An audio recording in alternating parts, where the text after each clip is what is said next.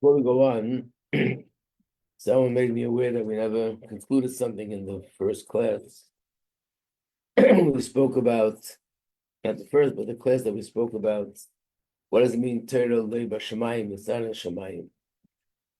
So first we explained, what does it mean, Eilu ve'Eilu Divrei Elokim Chayim, that both opinions are emes, both opinions are Torah, both opinions are word, because they're both true.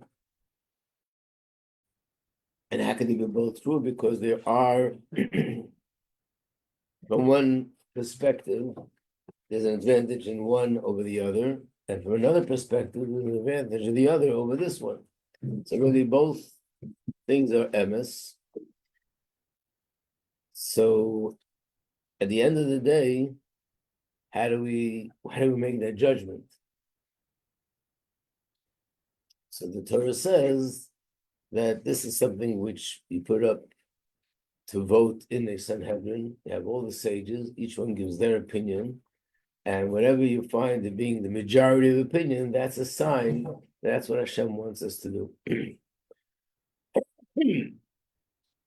But basing it on what we spoke about the neshama, using that as an example, that if we raise the question, where is there a greater advantage for the neshama?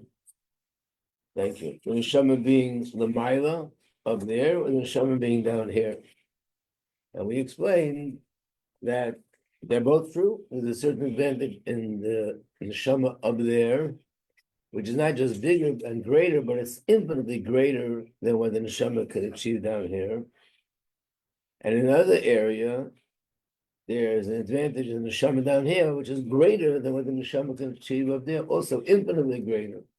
That's why the Mishnah says that one moment of pleasure in this world, in that world, in the spiritual world, is more, one moment, 1 second of pleasure in the spiritual world is more than an entire lifetime of pleasure in this world. On the other hand, it says the opposite, that one moment of Torah mitzvahs in this world, one moment is greater than all the pleasure and all the life in that world. And we explained the difference is that up there in the spiritual world, we have the radiance of Hashem, the light of Hashem. That's a place where neshamas and malachim, they can comprehend Hashem's greatness. And when you comprehend Hashem's greatness, the neshama experiences such pleasure that is greater than all the pleasure we can imagine. On the other hand, you can't connect to the essence of Hashem. Down here, when a person does a mitzvah, you connect to the essence, which in fact explains a quote from the Baal Shem Tov. And the Baal Shem Tov said that I think he said Malach Machol, one of the angels, even an angel that's been serving Hashem from the beginning of creation. So you can imagine how much spirituality that angel has accumulated, because the world is 5,785 years. At the time of Baal Shem Tov, it's said it was less, but it's so many thousands of years. So, and this is an angel, so you can imagine the highest height that he reached and the spirituality that accumulated. And nevertheless, Baal Shem Tov said that angel will be ready to exchange and tell the Yid, you give me your spring of the tzitzis, and I'll give you everything that I have spiritually. I'm ready to make that trade. Which means that one moment of being a mitzvah begashmis, doing mitzvah tzitzis, is greater than thousands of years of spirituality. The only way to understand it is, as we know the rule, that when you talk about infinites, 100,000 million, billion, trillion times trillions of times is insignificant compared to infinites. So therefore, what we have in this physical world, when you do a mitzvah, you're connecting to the essence of Hashem, which is infinite. Up there, you understand Hashem, you comprehend Him, you perceive His greatness, you feel pleasure, but that's all finite. And finite compared to infinite is insignificant. So there's an advantage in both. So based on that, we can understand back to the Gemara. The shocking thing in the Gemara was that they heard a heavenly voice, and the heavenly voice said that this oven is an oven that could become susceptible to impurity. And Rabbi Majeski said, no, this oven remains pure, doesn't become impure. And the opposite, the heavenly voice supported what he said, that it's pure. So Rabbi Shua stands up and says, the Torah is no longer in heaven. What does that mean? How can it be that you're going against what Hashem himself says? What does it mean, Hashem himself? There's a heavenly voice means to say that looking at things from, remember we said that when you look at things from a heavenly perspective, there's an advantage in the soul up there versus down here. And that also will include many other things, that looking at things from a heavenly perspective, spiritual perspective, from this perspective of what's greater spiritually, there's one way of looking at things. And if you look at things from the Gashmistic world, then you look at through our eyes and through our perspective, you see the other set of advantages. So this is what he said. The heavenly voice is saying that from the perspective of heaven, it should be pure.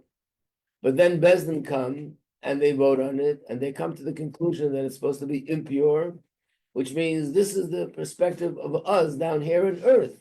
And the Torah said that we go by that perspective. So it's not that what Hashem said is not true. Chas v'shalom, it's a heavenly voice. That could be not true. It means this is the truth when you look at things from the perspective of the heaven, which is spirituality. We're looking at things from this perspective. What's the halacha? And the only reason why the halacha is one way, not the other, because that's what Hashem wanted. Not because one is true and one is not true. If there's a debate whether 2 + 2 = 4 or 2 + 2 = 5, one is true, one is not true. But these debates, they're all true. Both could be applicable. And the only reason why it goes by one, not the other, because Hashem said in the Torah that he wants it to be this way.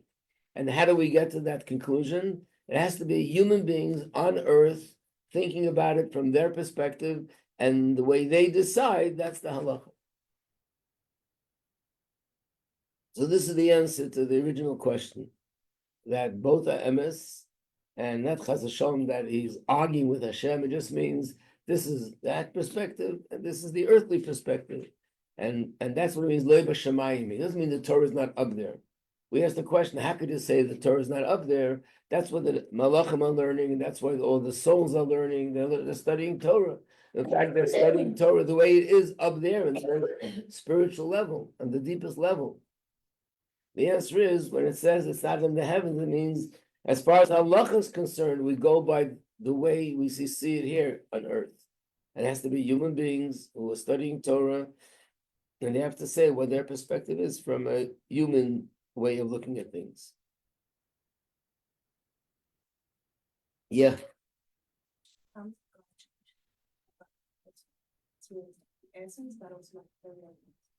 Generally not. Generally, Torah is not going to change, so everything will be the same. And even then, the halacha will be, if a question comes up in halacha, the same halacha will be that the people in the Bezdin have to make a decision what to be. So even though it's going to be a time where spirituality will be revealed, but the whole point is it'll be revealed in a physical world, and there'll still be the physical perspective. In other words, after everything I explained, that there's an advantage there and an advantage here, what happens when Mashiach comes, that we're going to have our cake and being able to eat it at the same time. We'll have spirituality revealed, and we'll also have the essence of Hashem in the physical world. We'll have both.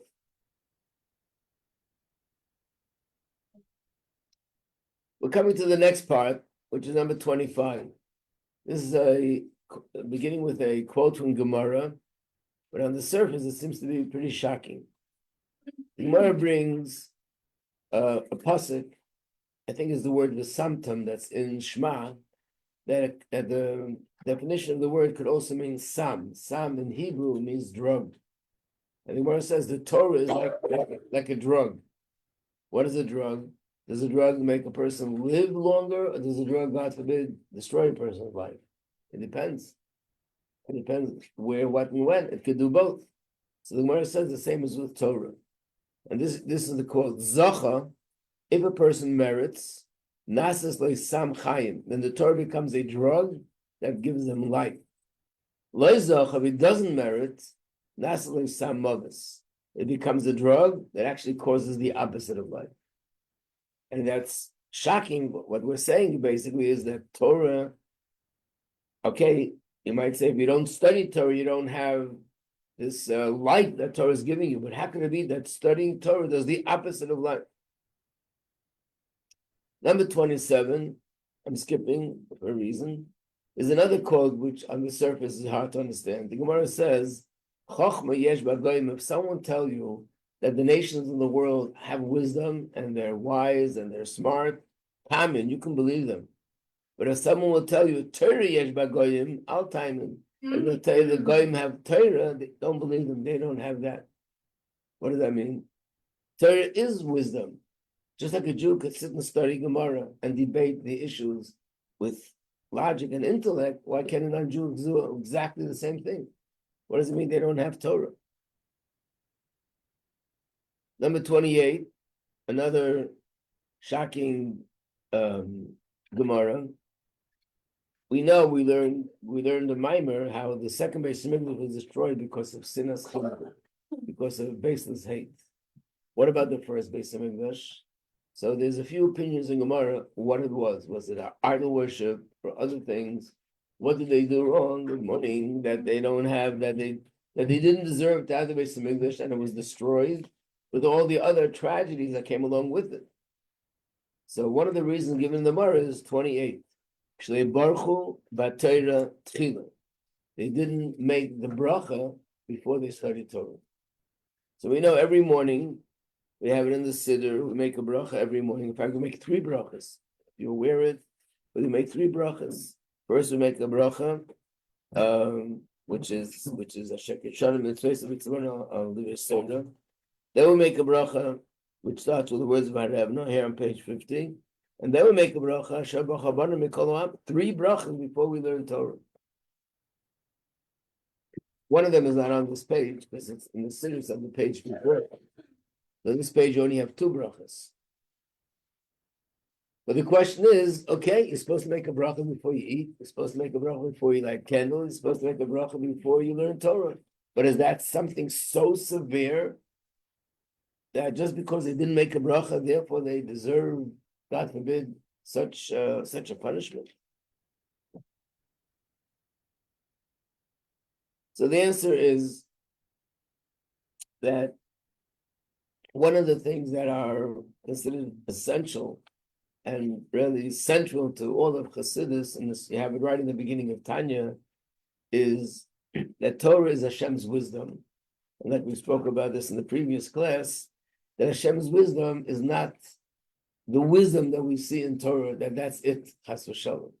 What we see in Torah, the wisdom we see in Torah, is the external sort of face of the deep wisdom. Hashem is infinite, and His wisdom is infinite, and therefore, what the wisdom of Hashem is infinitely greater than our wisdom. And what is Torah? Torah is that He took His wisdom and He brought it down to a level that we can understand it. So therefore, Torah is called Chachmasai Uritzonei Shel Kodesh Baruch Hu. The Torah is Hashem's wisdom, and the mitzvahs are Hashem's will. That means that even though Torah is wisdom, but really the essence of Torah is not the intelligence and the logic. The essence of Torah is that this is Hashem. And Hashem invested Himself in the Torah, and the purpose is so that we should be able to embrace Him. That when I learn Torah, and when you learn something, it goes into your head, it becomes part of you. And that's why in Tanya it says that learning Torah is compared to eating. Just like when a person eats and digests food, the food becomes part of your flesh and blood, it becomes you. So too, when you learn versus mitzvahs is not something that becomes part of you. Person puts on tefillin, something outside of you. You light a candle, it's outside of you. Even if you eat matzah, of course the physical matzah is something which goes inside, but the mitzvah aspect of it is something separate from you. Torah means you're learning. When you learn Torah, you get a certain perspective of what's right, what's wrong, how to deal with this, how to deal with that. When you get a perspective and you learn and you understand things a certain way, that becomes you. That's me. Me is my brain, the way I see things, the way I understand things, my value system. And all this is Hashem's wisdom. That means Hashem's wisdom becomes part of me in a very deep way, in the deepest way possible. And that's what the purpose of Torah is all about. So even though it says in Chumash that Torah is the wisdom of the Jewish people, this is our pride that we have Torah, but the wisdom part of it is like a capsule. The essence of it is the godliness that's in the Torah. And through absorbing the wisdom, that's how we absorb Hashem that's in the wisdom.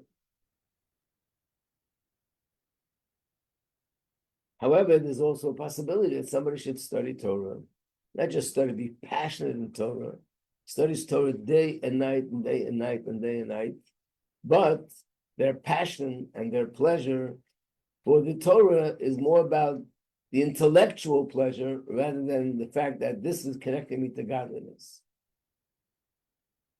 And that's what it means that there's a possibility that Torah should not only be something which will not give the person the spiritual boost that they need, we can actually do the opposite. It becomes a drug that brings the opposite of life. In other words, if a person studies Torah, but they're not pursuing that connection to Hashem through Torah, they're pursuing Torah study more as any other academic pursuit. Yes, they know it's from Hashem, and they know that it's given at Har Sinai, but the passion, there are people who are passionate about science, people that are passionate about math, people that are passionate about medicine, people that are passionate about other fields of intellect.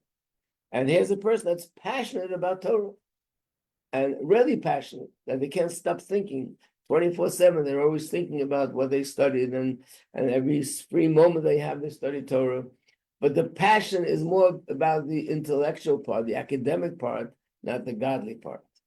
In that case, the Torah could chas v'sholom become a source of something which is the opposite of life. And the reason for that is because when that happens, we could be looking in Torah. Torah is because it's connecting us to Hashem, it should humble us. And the more we come close to Hashem, the more refined we become, and the more humble we become. Pursuing wisdom and pursuing just intellect doesn't always make a person the most refined people. In fact, a lot of the professors who are very intellectual and very advanced in their studies happen to be very arrogant at the same time. Why? Because success breeds arrogance, generally. Success in money, success in power, success academically will breed arrogance. So when a person has a lot of yeshus and a lot of arrogance, they could be looking in Torah, and they will actually see in Torah something that they would like to see, and they will sort of interpret that in Torah and distort the true meaning of the words of Torah, and this could lead to things that are destructive.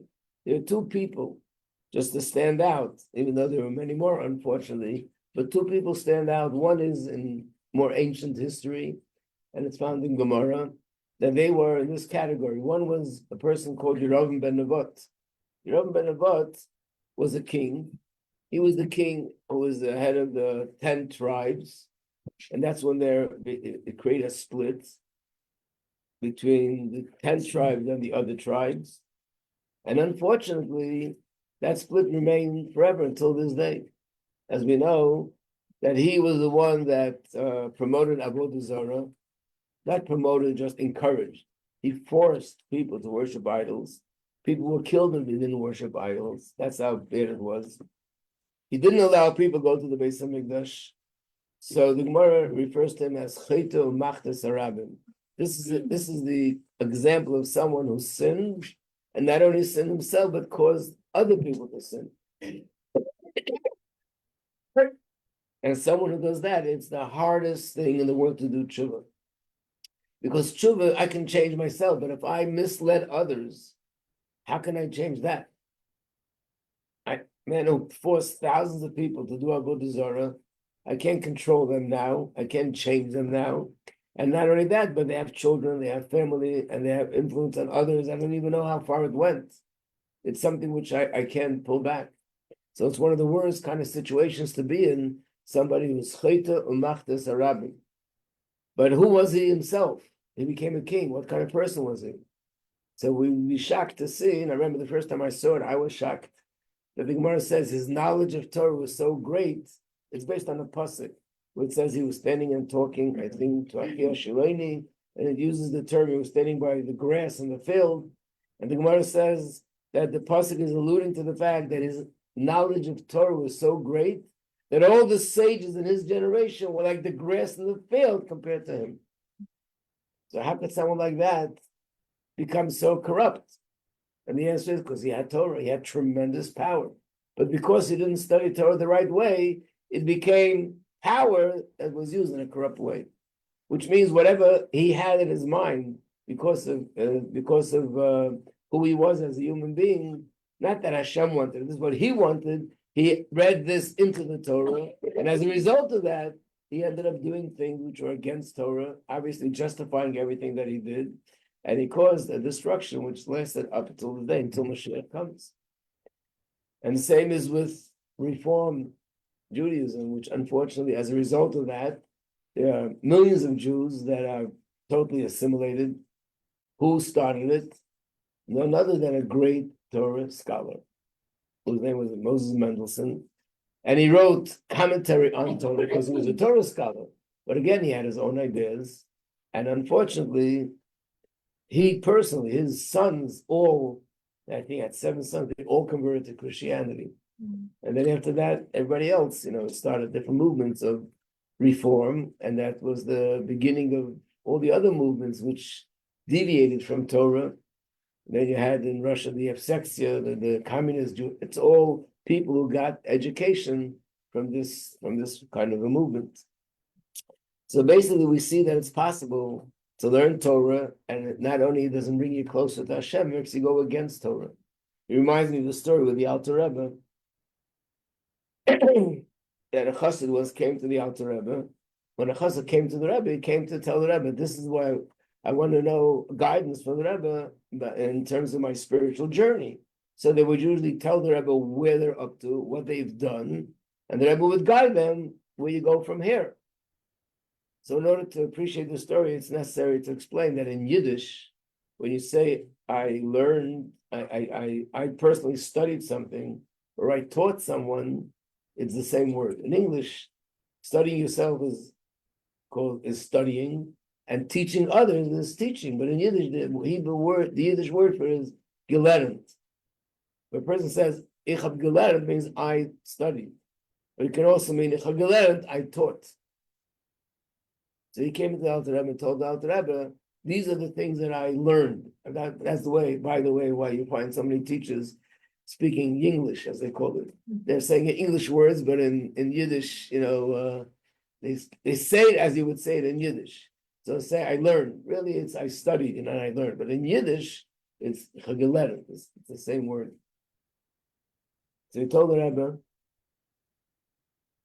I studied this Gemara, I studied that Gemara. He went through the whole list of everything he studied. But he said, and he gave the list of what he learned. The Rebbe said to him, now you told me everything that you learned, that you taught the Torah. What did the Torah teach you? In other words, Alter Rebbe interpreted his words when he said, I learned Gemara this, and I learned Gemara that. So Alter Rebbe said, oh, you told me everything that you taught the Torah. What did the Torah teach you? What does that mean? How could I be teaching the Torah? Very simple. If I read in the Torah what I want to see in the Torah, then as basically I'm teaching the Torah. Instead of the Torah telling me, I have my preconceived ideas, then I learn something, and I sort of see my preconceived ideas in the words of Torah, where in fact it might be saying just the opposite.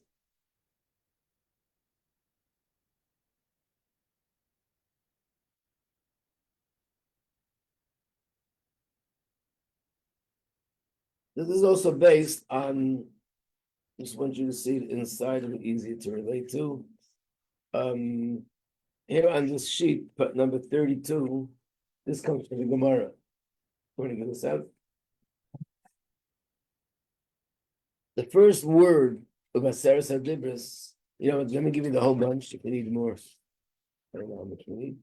The first word in Aseres HaDibros is Anoichi.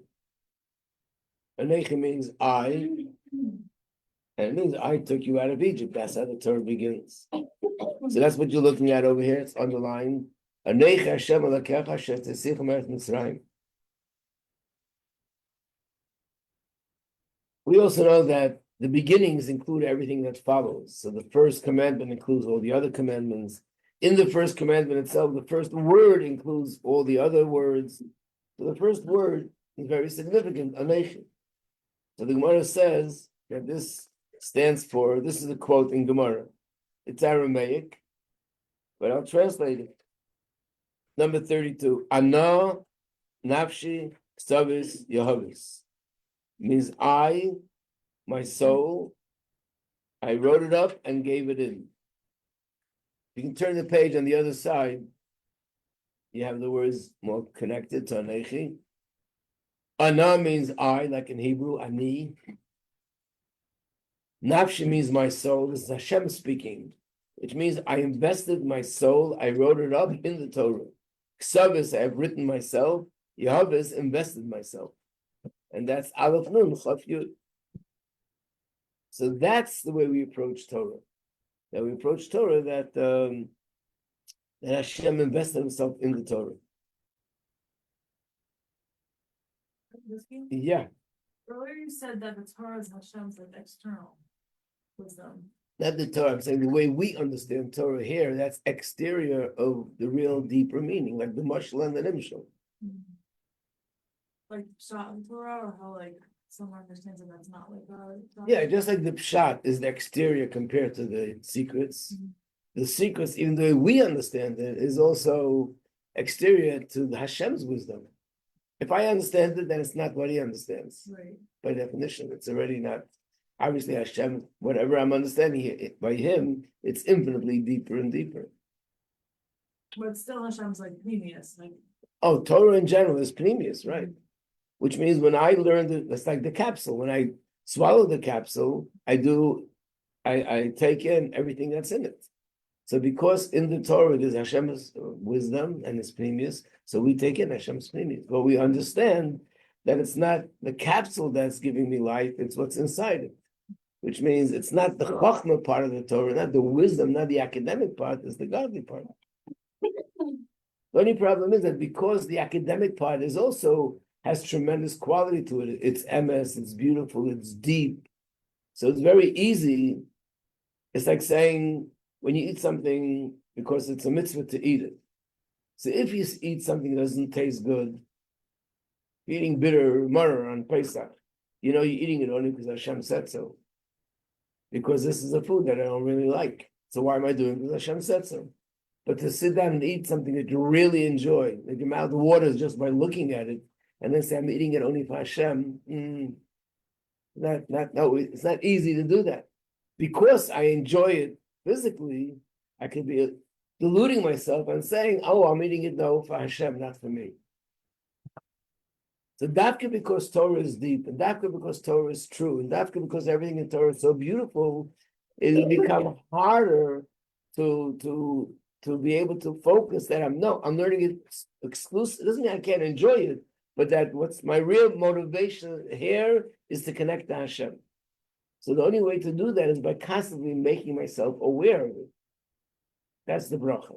The reason why we make a bracha before is to make ourselves aware before we start that remember what you're going to do now, learn Torah. Remember, Torah is mainly Hashem's wisdom, and my purpose is to connect to Hashem himself. The reason why I wrote number 29, Noisin HaTorah, because that's the term that's used. If you look back to the bracha, which is on page 50, what do we say in the bracha? That's the part that I underlined. Thank you, Hashem, for giving us the Torah. Then we say, Baruch Atah Hashem, blessed are you, Hashem, Noisin HaTorah, the giver of the Torah, the one who gives us the Torah. Which means when I'm studying Torah, my real connection and my real focus is not on the Torah itself in its own right, but on the giver of Torah, which is Hashem, that's invested in the Torah. So this is the answer that's given to the other question. How could it be that because they studied Torah and they didn't make a bracha before, it brought such results? What's so terrible? So they didn't make a bracha, but they've been studying Torah. So the answer is it's not about the actual fact that technically they didn't make the bracha. It means they didn't have that awareness. They were studying Torah, but they were studying Torah the wrong way. Like, for example, the Medrash says about this person, Rabbi Majeski, that, again, he was fighting the other king. The other king was a descendant of King David, and he had his own kingdom. So he was fighting the Davidic dynasty.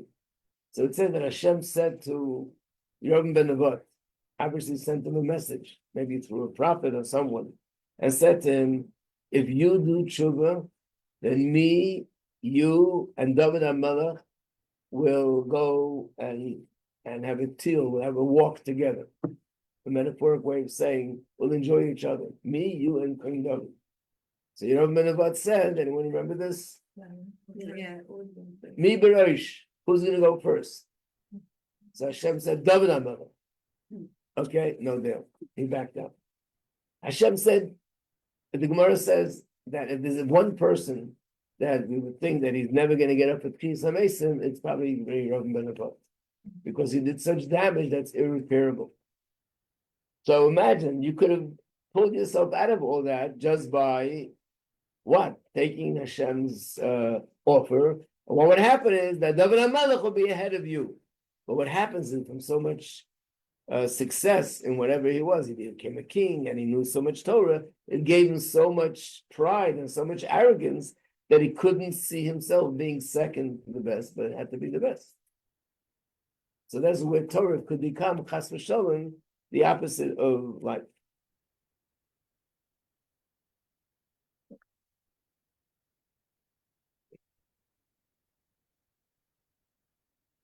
Throughout all the years of my teaching, there was a time that I taught high school in the Srufka. I taught 14-year-old boys, and I presented something to them to see their reaction. And that is that someone saw, and he told me that he saw in a sefer, talking about a Torah book, where the person asks a question and raises a question about a contradiction. What's the contradiction? There's one source that says, it's actually brought down in Tanya, and you might remember it, that it says that the Iyar is very powerful, and if not for the fact that Hashem would be there to assist me, I'd never be able to overcome the Iyar. That's one source. There's another source that says Hashem created the Iyar, but he also created a spice to neutralize the Iyar. And what is that? Torah. So there's a contradiction. Here it says we need Hashem to help us, and here it says we need Torah to help us. How do you reconcile this contradiction? So Torah is Hashem. So like I said, when I said it to the girls who were in high school, the reaction was, I'd smile, but Torah is Hashem. When I said it to the little boys who were 12-year-olds, Torah is Hashem. What does this author write? He gives an answer. The answer is even better than the question. The answer is, this is his answer. If you are a regular person, you need Hashem's assistance, otherwise you'll never overcome Yitzhara. But if you're a Torah scholar, you don't need Hashem's assistance, then Torah will help you. In other words, what's going on in this person's head is Torah is one thing, and Hashem is another thing. To the extent that if you're a Torah scholar, you don't need Hashem's help, but the Torah will help you. But the way we understand it, no, when you say Torah will help you, that is Hashem. Torah is Hashem. The fact that you study Torah and Hashem, and you're connected to Hashem, that gives you the power to overcome the test. But this shows how a person could make that mistake.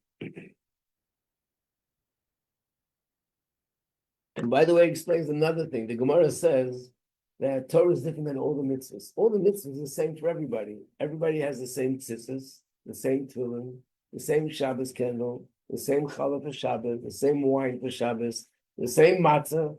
Torah is different. How much Torah are you supposed to learn? Talking about men. Women don't have an obligation to learn, but men have a mitzvah, an obligation to learn. How much is the obligation? Morning. What? Morning and night. Also, and then the rest of the day I don't have to learn? No, every second. Trying to get away with it, I see. Yeah. What? Every second of the day. For a man, it's every second of the day. Unless he's busy. He's busy with parnasa, he's busy with family, he's busy with personal things. But other than if you're not busy, there's no reason why not to. You're obligated to learn every second of the day. But what you said is also true. What if a person is very busy, especially with parnasa and everything else? What if a busy person is busy with parnasa and with everything else? So the answer is you're obligated to learn, and you could fulfill your mitzvah if you learn one pasuk in the morning and one pasuk. You did the mitzvah. So the question is, what could you accomplish by learning one pasuk in the morning, one pasuk at night? What kind of scholar would you become?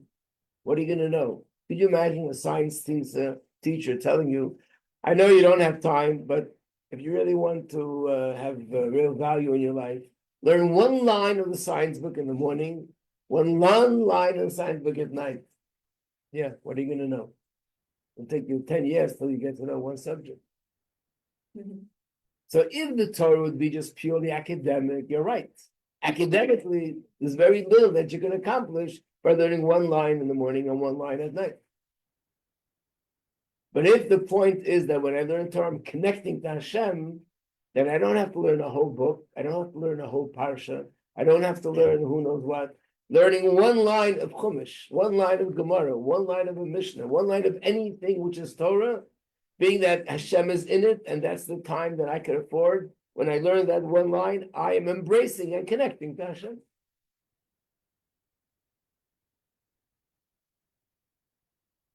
And what if a person doesn't feel, they really feel excited about Torah and passionate, but they don't feel that I'm doing it for Hashem? Should I sort of wait until I get there? So we know what the Gemara says, number 31. This is a famous quote also, Miteich shaloi lishma ba'al lishma, which means a person should always learn Torah for no matter whatever reason, even if I'm not motivated for the right reasons. And let's say, like the example I gave, that I'm studying Torah, and what's motivating me is just the academic part of it. Don't refrain from learning Torah because of that. Learn Torah for whatever reason, even if it's not, even if it's for an agenda. Because ultimately, if you learn Torah for the wrong reasons, ultimately you'll get to appreciate Torah and learn it for the right reasons.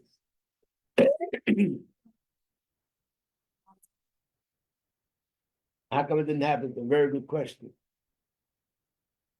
I think the answer to that question is, what Lee is asking is very simple. Here's a person who's ready to have a child. He's been learning Torah for years. How come he didn't get to a place where he's learning it for the right reasons?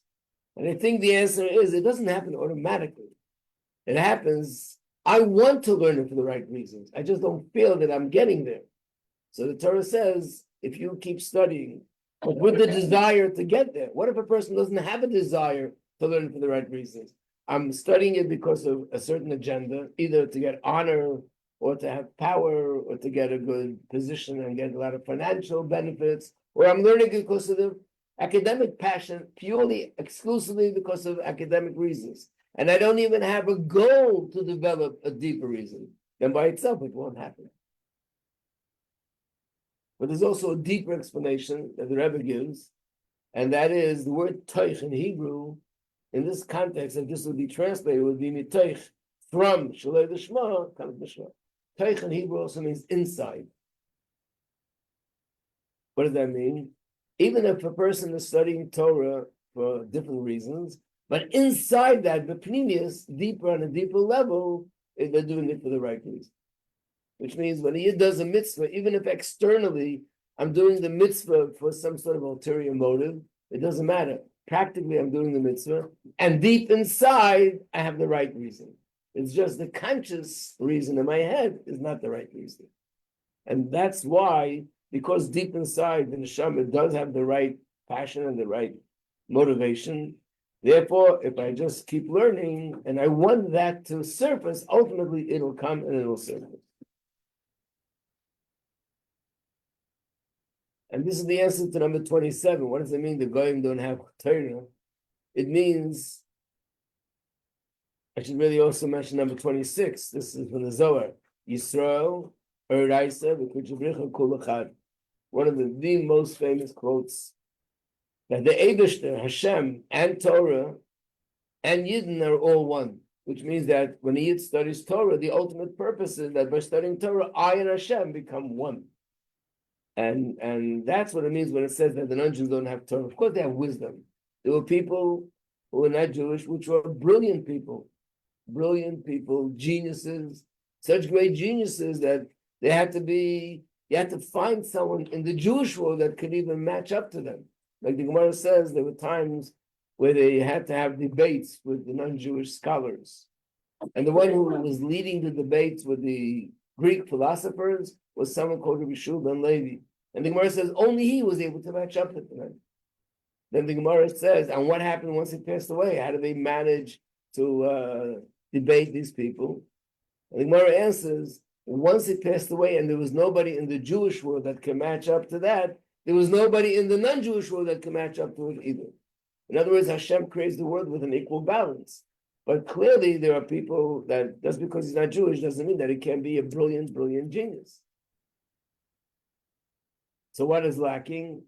But Torah, which means to say that when they're learning Torah, they're bonding with Hashem and they're connecting to Hashem, that was something which is given to you and not given to the rest of the world.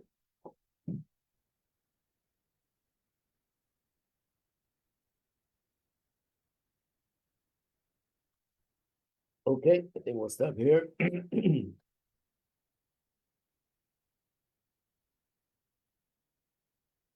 If I remember, fine. If not, you might remind me. There's something I want to show you before we go to the next piece that's connected to number 27. I'd like to show you an article, an interesting article that relates to this. Okay. That's all for the good day, everybody.